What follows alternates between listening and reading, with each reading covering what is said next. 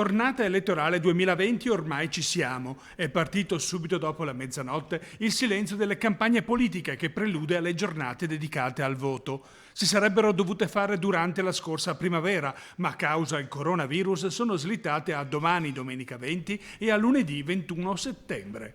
Referendum ed elezioni regionali per tutti in Veneto e amministrative comunali che nel Vicentino riguardano 6 località: Albettone, Cogollo del Cengio, Malo, Posina, Recoaro Terme e Lonigo, unico comune con oltre 15.000 abitanti, in cui è previsto un eventuale ballottaggio. Il corpo elettorale è, per quanto attiene alle regionali, composto da 736.569 elettori, mentre per il referendum voteranno 656.663 elettori e ci sono interessate 44 sezioni elettorali dei 6 comuni, mentre i seggi complessivi sono 834. Oggi è la giornata dell'apertura seggi. Da domani dalle 7 alle 23 si vota, così anche lunedì dalle 7 alle 15. Dopodiché inizia lo scrutinio, in ordine prima si farà lo scrutinio del referendum, poi delle regionali,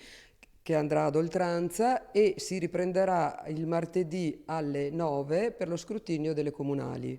Una edizione inedita anche per quanto riguarda l'aspetto sanitario, dettato dal coronavirus. L'elettore avrà a disposizione il gel igienizzante per le mani e quindi avrà la scheda elettorale e una matita, andrà a votare nell'apposita cabina e a quel punto quando tornerà depositerà lui stesso la scheda nell'urna. Per conoscere l'andamento e l'esito delle elezioni regionali e amministrative, noi di Rete Veneta seguiremo con una lunga diretta lunedì per raccontarvi in tempo reale i risultati del referendum e la corsa alla poltrona di presidente della Regione Veneto. In conclusione, agli elettori ricordiamo che quest'anno ci sono 2 obblighi in più per poter votare. L'obbligo dell'elettore sicuramente è quello di non avere quella sintomatologia che, come noto, è portatrice di